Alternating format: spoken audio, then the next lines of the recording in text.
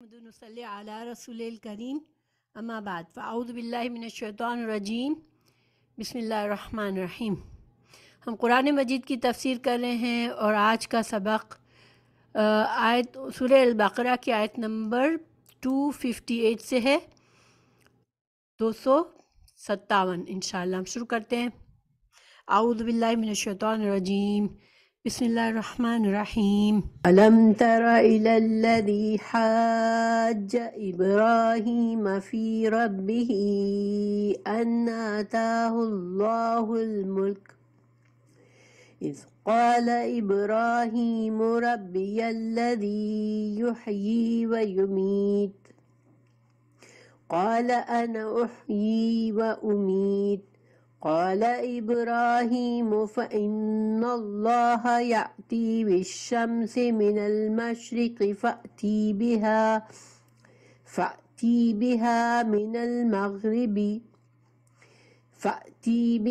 من المغرب فبهت الذي كفر والله لا يهدي القوم الظالمين۔ ألم ترى لم کا مطلب عربی میں ہوتا ہے کیا، ترا کیا آپ نے دیکھا، کیا آپ نے دیکھا۔ اور یہ دیکھنا کیسے ہوتا ہے، اس کا مطلب اصل میں ہوتا ہے کہ آپ نے غور کیا کسی چیز کی طرف، طرف الذی وہ شخص کی طرف، حاجہ تو حاجہ جس نے حجت کی، جس نے جھگڑا کیا۔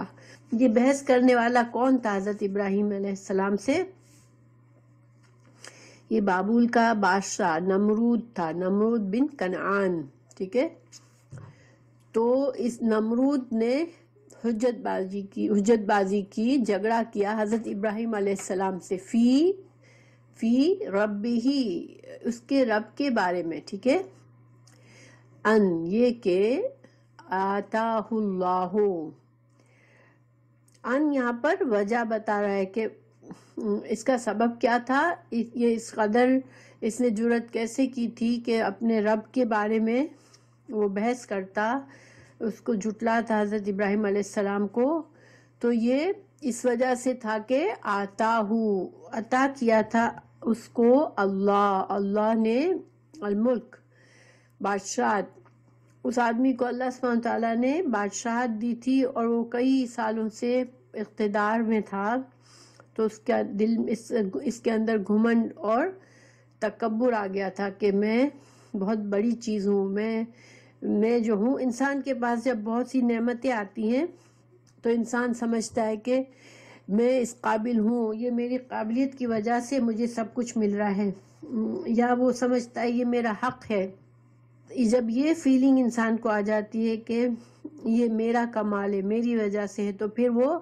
بجائے اس نعمت کا شکر کرنے کے وہ تکبر میں آ جاتا ہے، وہ اپنے آپ کو بہت دوسروں سے بہتر سمجھنے لگتا ہے۔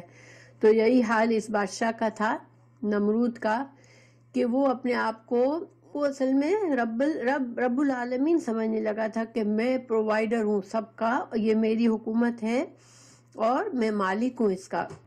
تو یہ انسان جو ہے، ایک انسان کے اندر یہ خرابی ہوتی ہے کہ وہ جب اس کو بہت نعمتیں ملتی ہے تو وہ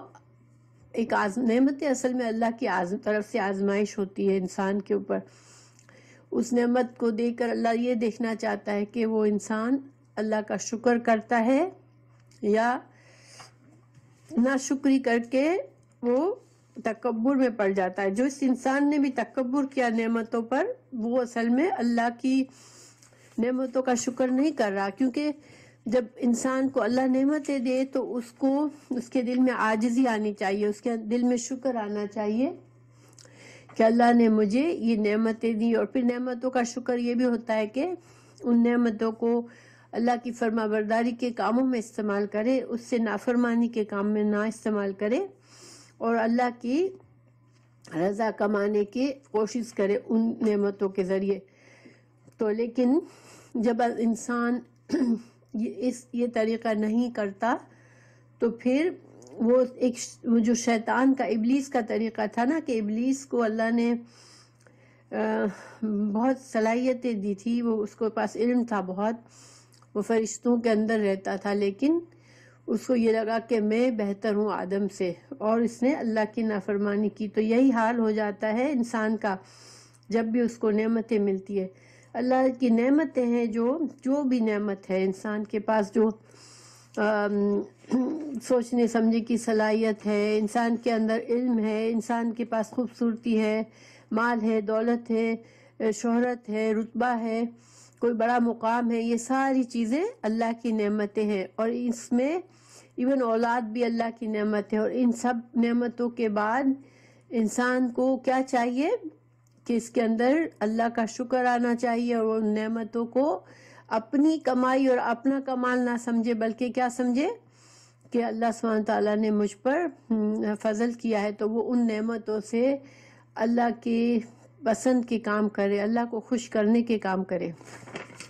تو بہرحال اللہ تعالیٰ یہاں فرما رہے ہیں کہ وہ ظالم وہ کیا تھا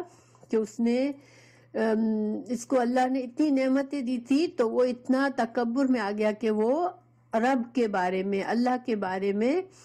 اپنے رب کا لفظ یہاں پر آیا ہے، وہ سوچنے والی بات ہے۔ رب کا معنی ہوتا ہے مالک، خالق، مالک، مدبر، یعنی وہ ذات جو نہ صرف پیدا کرتی ہے بلکہ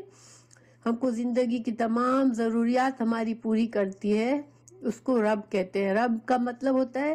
پال پوش کر بھی بڑا کرنا۔ جیسے انسان کو اللہ نہ صرف پیدا کرتا ہے بلکہ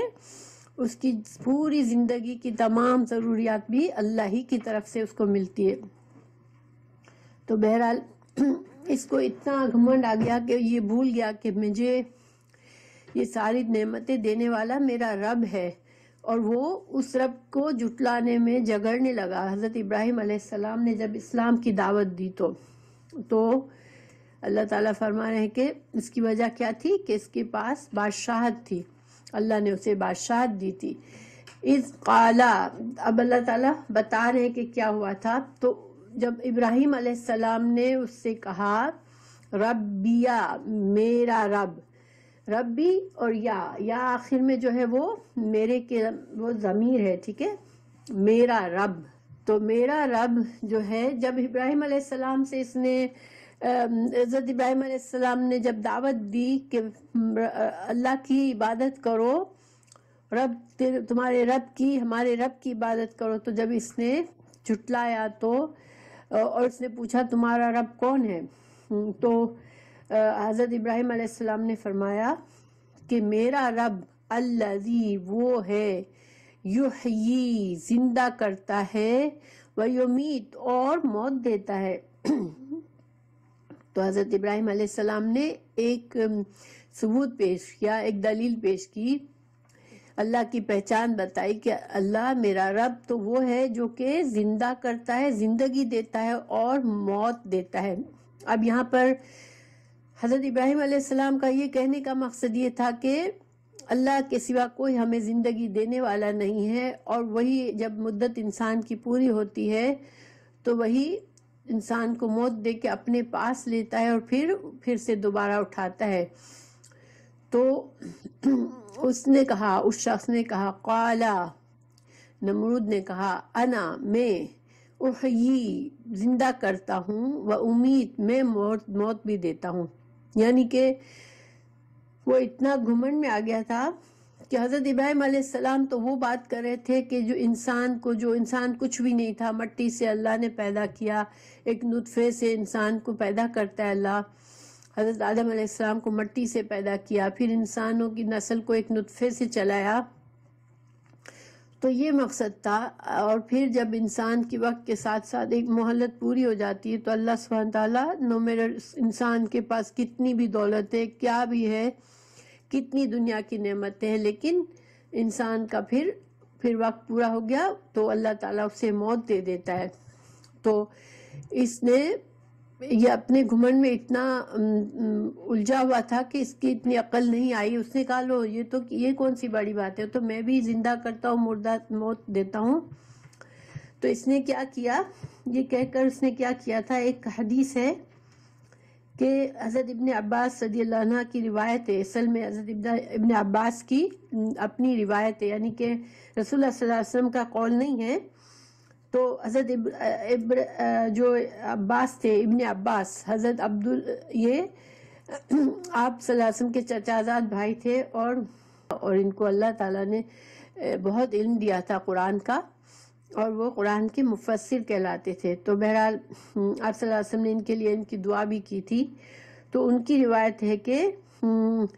اس نے کیا کہ اس نے اسی مجلس میں 2 قیدیوں کو منگوایا، ٹھیک ہے، اپنے قید خانے سے 2 قیدی منگوائے،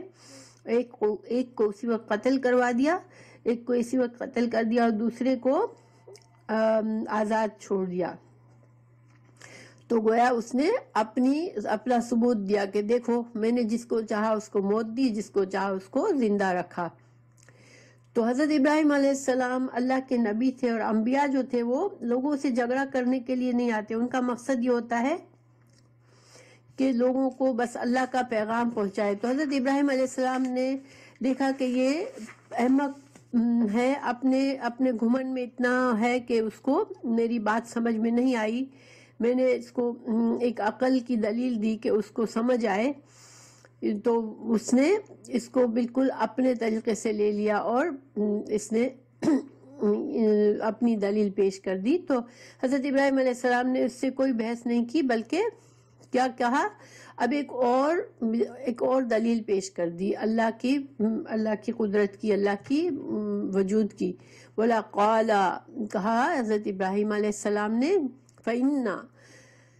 پس بے شک، اللہ وہ ہے، یاتی، لاتا ہے، بالشمس، سورج کو، من المشرق، مشرق سے نکالتا ہے سورج کو، فاتی، پس تو لے آ، بہا، اس کو۔ آتی کا مطلب ہوتا ہے آنا، لیکن جب آنا کے بعد با آ جاتا ہے، آتی کے بعد با سے جو بات شروع ہوتی ہے، بہا، لے آ اس کو، تو لے آ ہوتا ہے مطلب، ٹھیک ہے، لا اس کو، من المغرب، مغرب سے۔ آپ دیکھیں حضرت ابراہیم علیہ السلام نے ایک ایسی دلیل پیش کر دی کہ جس کا وہ کوئی علاج نہیں کر سکتا تھا، ظاہر ہے کہ وہ سورج کو کچھ نہیں کر سکتا تھا۔ تو حضرت ابراہیم علیہ السلام نے کہا کہ اچھا، میرا رب تو وہ ہے جو کہ سورج کو مشرق سے نکالتا ہے،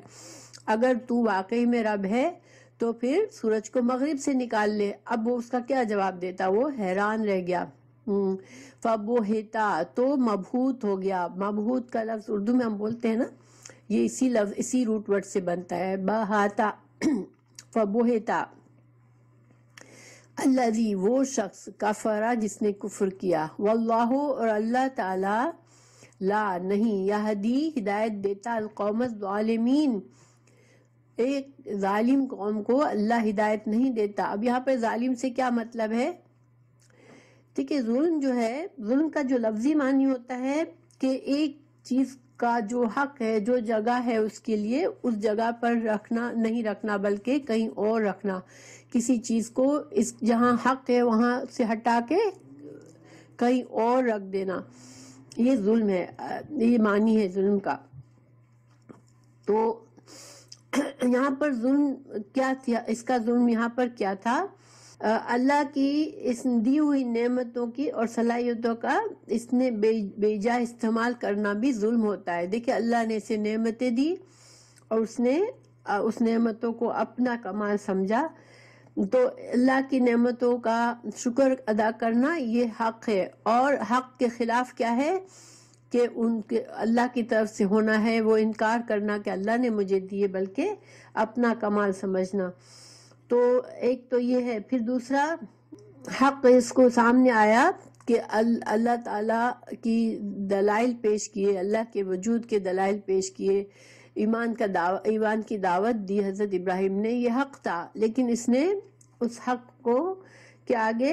الٹی سیدھی حجتیں اور دلیلیں پیش کر کے حق کو نہ مانا۔ تو جب حق واضح ہو جائے اس کو نہ ماننا بھی ظلم ہوتا ہے، کیونکہ حق جو ہے اس کو ماننا صحیح بات ہے، حق کا انکار کرنا یہ ظلم ہے۔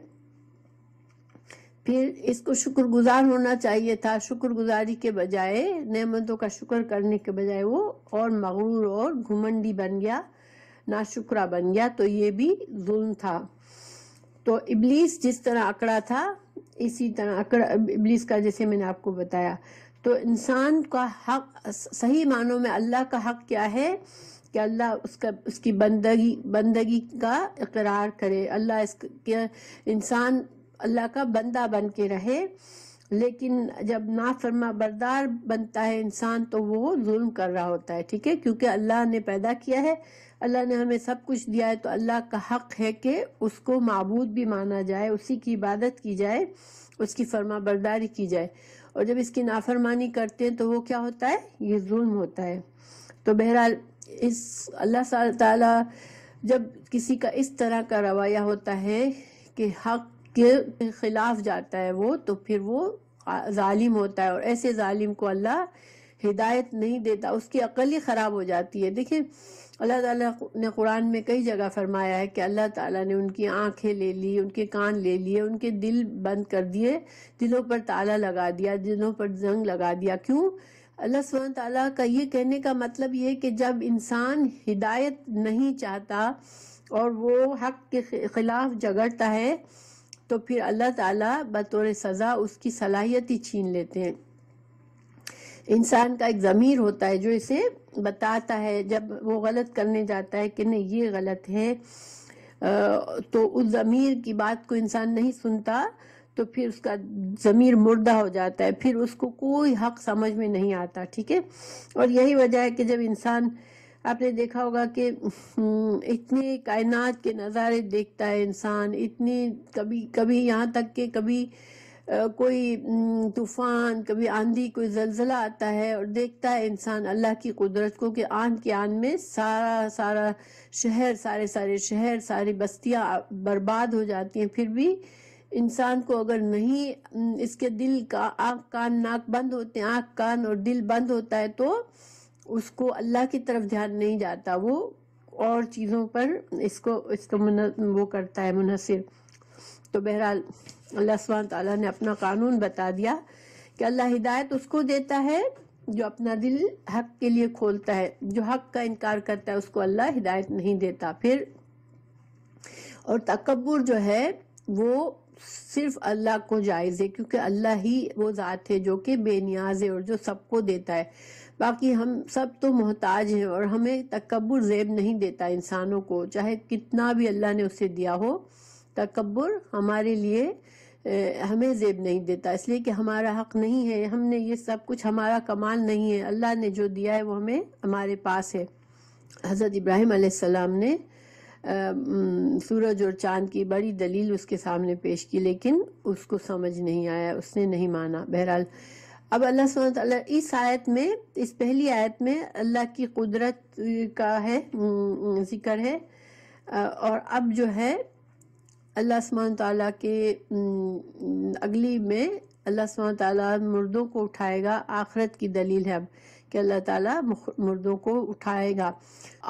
او کا مطلب یا، کلذی کا مانند، الذی اس شخص کے۔ اب اللہ تعالیٰ نے یہاں جیسے فرمایا کہ پیچھے ایک مثال تھی، اب یا پھر یہ دوسری مثال، ٹھیک ہے، یہ مطلب ہے۔ تو وہ شخص مرہ جو گزرا، اعلیٰ اوپر، قریتن ایک بستی کے پر سے گزرا، ایک بستی میں سے گزرا۔ تو پچھلی جو آیت تھی اس میں توحید تھی، اللہ کی توحید کہ اللہ ایک ہے، کائنات کا بنانے والا ہے، اور اس میں کیا ہے؟ اللہ حشر نشر کی دلیل دے رہا ہے کہ اللہ قیامت میں اٹھائے گا لوگوں کو۔ تو اوکلذی، یا پھر اس شخص کی مرہ جو گزرا، علا اوپر، قریتن ایک بستی پر، وہیا اور وہ بستی کی کیا حالت تھی جب وہ شخص گزرا؟ خاویتن، یہ کھوکھلی ہو کر گر چکی تھی۔ خاویہ کا مطلب ہوتا ہے کھوکھلا ہونا، اور کھوکھلی چیز گر جاتی ہے، اور گری ہوئی تھی اعلیٰ اوپر، عروشہا چھتوں کے، عرش کی جمع ہے، عرش کا مطلب چھت۔ تو چونکہ جب دیواریں کھوکھلی ہو جاتی ہیں، بنیادیں کھوکھلی ہو جاتی ہے تو چھت گر جاتی ہے، یعنی کہ برباد ہو چکی تھی وہ بستی، بالکل تباہ اور برباد ہو گئی تھی، اور وہ شخص وہاں سے گزرا۔ یہ کون سی بستی تھی؟ بنی اسرائیل جو تھے، اللہ نے انہیں بڑی نعمتیں دی تھی، لیکن جب وہ اللہ کے بہت نافرمان ہو گئے تو ان پر جو دوسری کافر قوموں نے حملہ کر کے ان کے شہر کو تباہ و برباد کر دیا، ان کے لوگوں کو ان کی کتابوں کو جلا دیا اور ان کے لوگوں کو قیدی بنا دیا۔ تو یہ اس کے بعد کا واقعہ ہے کہ جب یہ جو شخص تھے وہ ایک نبی تھے، اب ان کا نام اللہ تعالیٰ نے نہیں ذکر کیا قرآن میں، مگر علماء نے اس کے بارے میں بات کی ہے کہ یہ حضرت عزیر علیہ السلام تھے۔ لیکن چونکہ جب اللہ سبحانہ تعالیٰ جو ہے وہ واقعات ہمیں بتاتے ہیں تو ہمیں اتنا ہی بتاتے ہیں جتنا ہمیں اس واقعے سے سبق سیکھنا ہوتا ہے، یعنی یہ کوئی کہانی نہیں ہوتی جس میں سارے کرداروں کے نام اور انٹروڈکشن اور سب دیا جائے، جہاں اللہ تعالیٰ مناسب سمجھتے ہیں وہاں نام بتاتے ورنہ نہیں بتاتے۔ لیکن علماء نے کہا کہ یہ حضرت عزیر علیہ السلام تھے۔ تو حضرت عزیر علیہ السلام جب اس بستی سے گزرے تو اس کی حالت دیکھ کے بہت جیسے حیران ہو گئے کہ ارے اتنا اس حد تک تباہ ہو گیا ہے یہ شہر، اب یہ کب کیسے آباد ہو سکے گا، کبھی بھی کیسے آباد ہوگا۔ انسان ہوتا ہے نا جب اس حد تک تباہی دیکھتا ہے تو سوچتا ہے کہ اب یہ جگہ، یہ شہر اب کبھی آباد نہیں ہوگی۔ تو اللہ سبحانہ تعالیٰ نے جب ایک نبی تھے، انبیاء کرام کو اللہ سبحانہ تعالیٰ چونکہ انبیاء وہ لوگ ہوتے ہیں جو کہ لوگوں کو اللہ کی طرف بلاتے ہیں، اور ان کا یقین جو ہوتا ہے، ایمان ہوتا ہے، وہ پختہ ہونا ضروری ہوتا ہے۔ ان کا ایمان ایسا ہونا چاہیے، انبیاء کرام کا ایمان ایسا ہوتا ہے کہ وہ کسی طرح بھی وہ اپنے ایمان سے نہیں ہٹتے، چاہے دنیا ادھر سے ادھر ہو جائے۔ تو جب کبھی انبیاء کرام کے طرف سے کوئی ایسی معمولی سی بھی بات ثابت ہوتی ہے جو ایمان کی مضبوطی سے کم نظر آتی ہے تو اللہ سبحانہ تعالیٰ ان کو فوراً سے ان کی اصلاح فرما دیتے، تاکہ جب وہ لوگوں کو بتائے تو تمام مخالفت کے باوجود بھی یہ اس طرح سے گواہی دے جیسے کہ انہوں نے دیکھا ہوا ہے، ٹھیک ہے۔ اسی لیے اللہ تعالیٰ انبیاء کرام کو معجزات دکھاتے ہیں۔ رسول اللہ صلی اللہ علیہ وسلم کو معراج میں جنت اور دوزخ بھی دکھائی گئی تھی۔ اب اگلی آیت میں ہم پڑھیں گے کہ حضرت ابراہیم علیہ السلام کو جو ہے وہ معجزے دکھایا گئے کہ اللہ نے کیسے زندہ کرتا ہے اللہ موت کے بعد۔ تو یہ انبیاء علیہ السلام کو اللہ تعالیٰ علم الیقین، یعنی ایسا یقین دیتے ہیں کہ وہ ایک چیز کو ہم دیکھنے کے بعد، دیکھیں ایک چیز کو ہم سے کہا جاتا ہے اور ایک چیز ہوتی ہے کہ ہم نے دیکھا آنکھوں سے بھی، کسی نے کہا بھی ہم نے آنکھوں سے ہوتے ہوئے بھی دیکھا، تو اس پر جو ہمیں یقین ہوتا ہے وہ پختہ، ایسا پختہ یقین ہوتا ہے کہ پھر اگر ہمیں کوئی کہے کہ ایسا نہیں ہے تو ہم نہیں مان سکتے اس کو۔ تو انبیاء کرام کا ایمان اتنا مضبوط ہوتا ہے۔ تو اللہ سبحانہ تعالیٰ نے چونکہ ان کے ذہن میں یہ خیال آیا کہ اس حد تک برباد کی ہوئی جو اب تو یہ نہیں ہو سکتی صحیح یہ بستی، قالا انا، کس طرح اس شخص نے کہا، یعنی ان نبی نے کہا، کیسے یحیی، زندہ کرے گا، ہذہ، اس کو، اللہ بعد موتہا، یہ بستی تو اب مردہ ہو گئی، اب اس کو اللہ کیسے زندہ کرے گا، وہ اس کے منہ سے نکل گئی بات، ٹھیک ہے۔ تو اللہ سبحانہ تعالیٰ نے فوراً اس کو ثابت کیا، کیسے ثابت کیا، فَأَمَاتَهُ، پس موت دے دی اللہ نے اس شخص کو، اللہ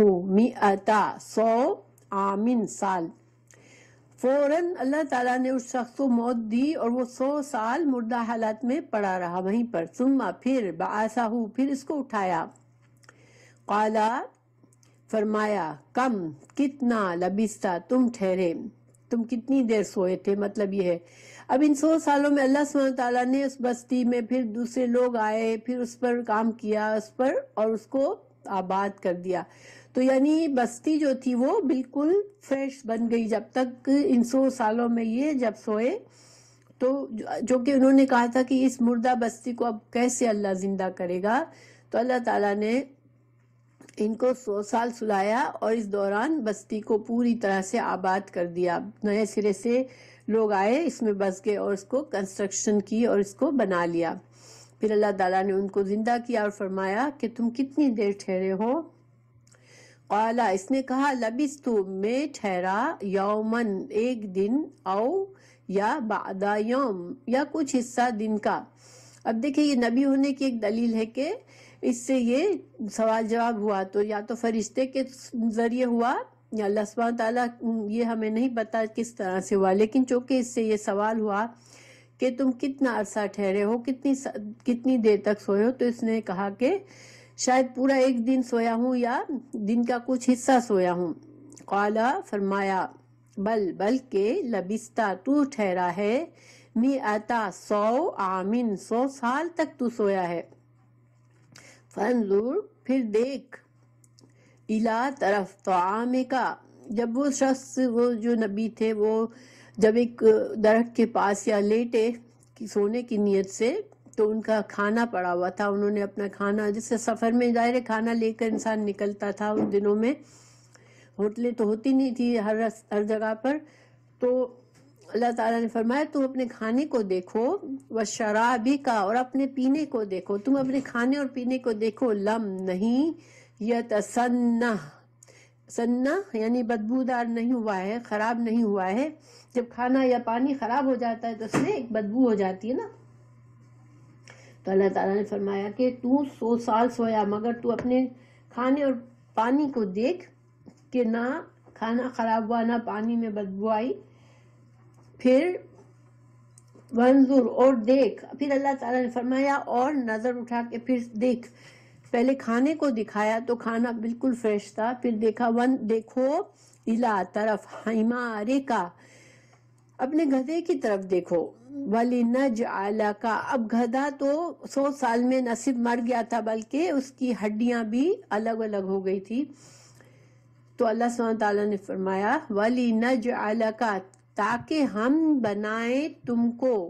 آیتن، ایک نشانی، للناس، لوگوں کے لیے، وانظر، اور دیکھو، الا، طرف، العظام، اب اس ہڈیوں کو تم دیکھو، کیفا، کس طرح، ننشزوہا، ہم جوڑ دیتے ہیں ان کو، ہم اٹھا دیتے ہیں ان کو، ثم، پھر، نکسوہا، پھر ہم پہناتے ہیں اس کو، لحمن، گوشت۔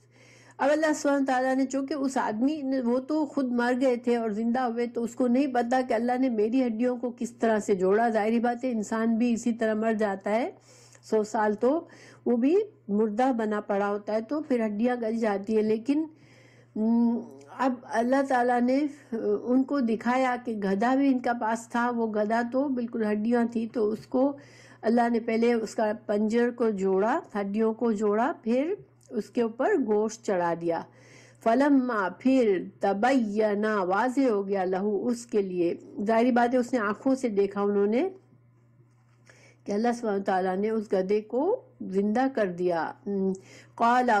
تو انہوں نے کہا، اعلم، میں جان گیا، ان، بے شک، اللہ، علی، اوپر، فلما، تبینہ، جب واضح ہو گیا اس کے لیے، قال، اس نے کہا، علم، میں جان گیا، ان اللہ، بے شک اللہ تعالیٰ، علی، اوپر، کل شیء، ہر چیز پر، قادر ہے، یعنی کہ وہ تو نبی تھے، وہ جانتے تھے اللہ تو قادر ہے، لیکن اب آنکھوں سے بھی سامنے دیکھ لیا کہ اللہ سبحانہ تعالیٰ نے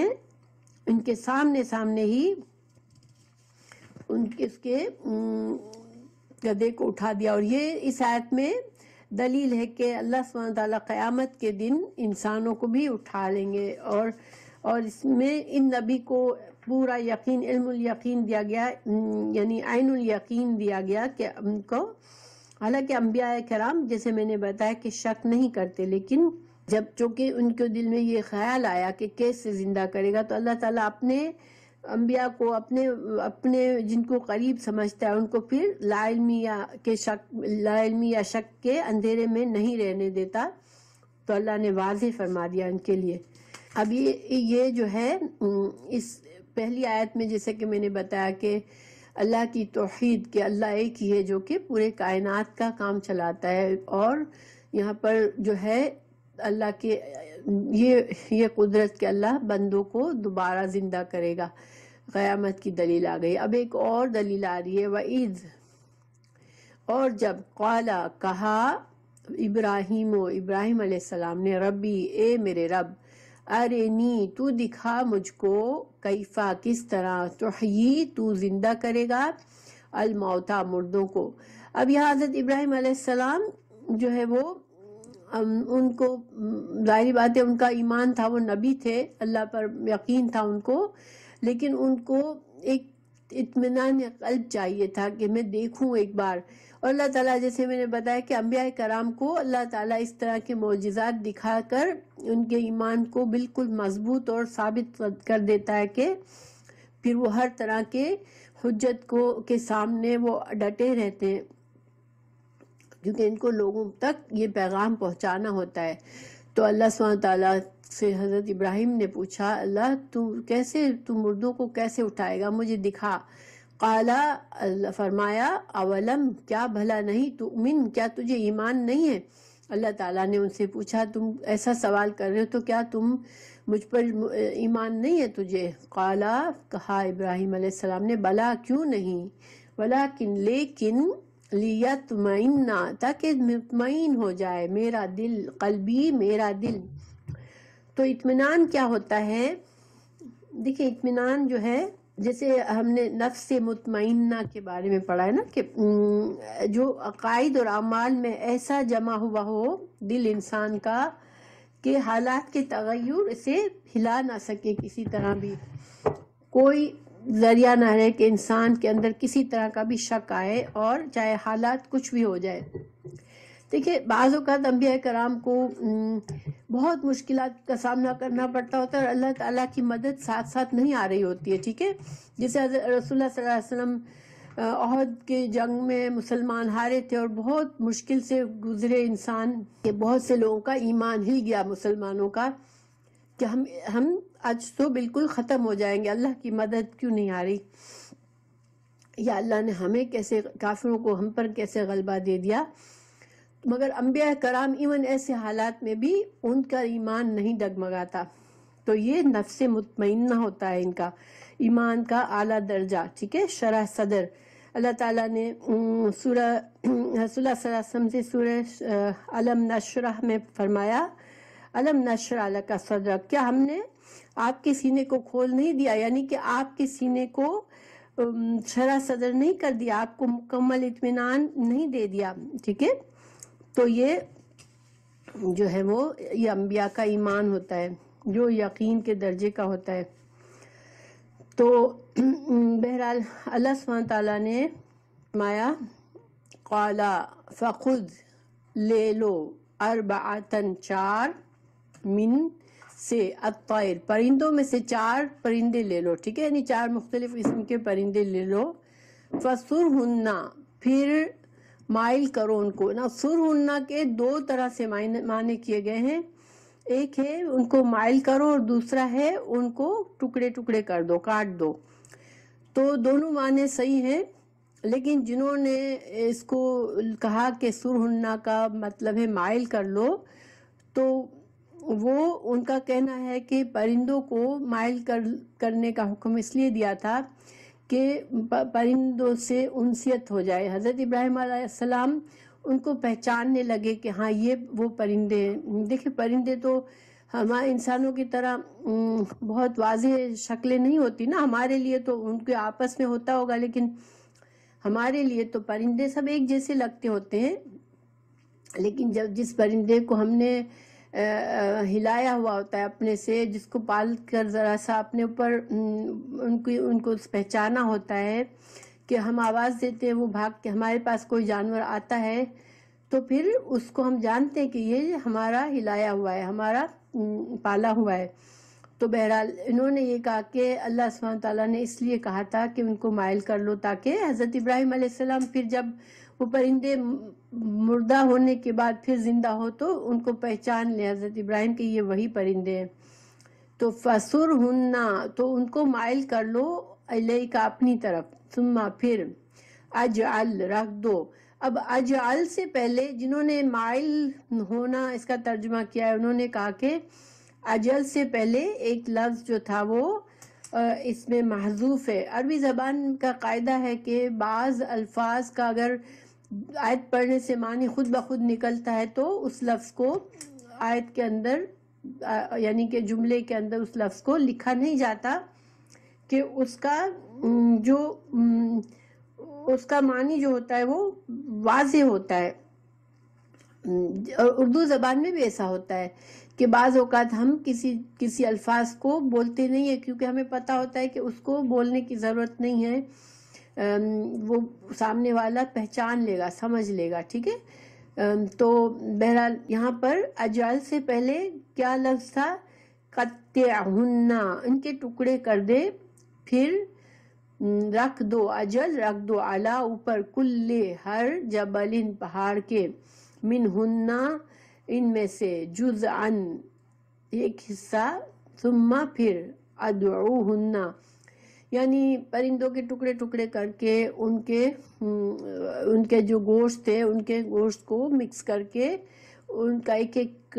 جیسے مکسچر جو ایک ایک جیسے پورشن اس کا ایک ایک پہاڑ پر رکھ دو، پھر ان کو بلاؤ، یاتینکا وہ آئیں گے تیرے پاس، سعین دوڑتے ہوئے، یعنی فوراً سے وہ پرندے دوبارہ زندہ ہو کر جڑ جائیں گے، اللہ تعالیٰ انہیں جوڑ دے گا اور وہ تمہارے پاس آئیں گے۔ وَعَلَمْ اور جان لو، ان اللہ بے شک اللہ تعالیٰ، عزیز غالب ہے، حکیم حکمت والا ہے۔ یعنی اللہ سبحانہ تعالیٰ غالب ہے، یہاں پر کیوں کہا گیا کہ اللہ تعالیٰ ہر چیز پر اللہ غلبہ رکھتا ہے اور وہ مردوں کو زندہ کر سکتا ہے، اور اس کا جو غلبہ ہے اللہ کی جو قدرت ہے، اللہ کی جو طاقت ہے وہ کامل ہے اور حکیم ہے، کمال حکمت والا ہے۔ اللہ نے زندہ کو موت دینے کا وقت مقرر کیا ہے۔ دیکھیں اللہ کی حکمت یہ ہے کہ مردوں کو دوبارہ اٹھانے کا، اور کسی کو پیدا ہونا ہوتا ہے اسی وقت ہوتا ہے جب اللہ کی حکمت سے ہوتا ہے۔ تو انسان کی زندگی اور موت اللہ کی حکمت سے ہوتی ہے کہ کب تک کس کی مہلت ہے، کب کسے موت آنی ہے، کب کسے پیدا ہونا ہے۔ تو اللہ سبحانہ تعالیٰ تمام معاملات اللہ کی حکمت پر ہوتے ہیں۔ تو بہرحال اب یہ مثال میں بھی کیا ہے، اس میں بھی ایک طرح سے آخرت کی دلیل ہے۔ تو دو دلیلیں ہیں کہ اللہ سبحانہ تعالیٰ مردوں کو زندہ کرے گا، ٹھیک ہے۔ یہ جو آیات آئی، 3 آیات، ایک میں اللہ کے توحید اور اللہ کے قدرت کائنات کو بنانے کی، اللہ کے مالک ہونے، رب ہونے کی دلیل، 2 میں اللہ کے آخرت میں بندوں کو پیدا کرنے کی دلیل۔ پھر اب موضوع جو ہے، ان آیات سے پہلے جہاد کا حکم آیا تھا اور اللہ تعالیٰ نے مال خرچ، جہاد جانی مال کے ساتھ ساتھ مال خرچ کرنے کا، مالی جہاد کا حکم دیا تھا۔ تو اب دوبارہ سے پلٹ کے وہی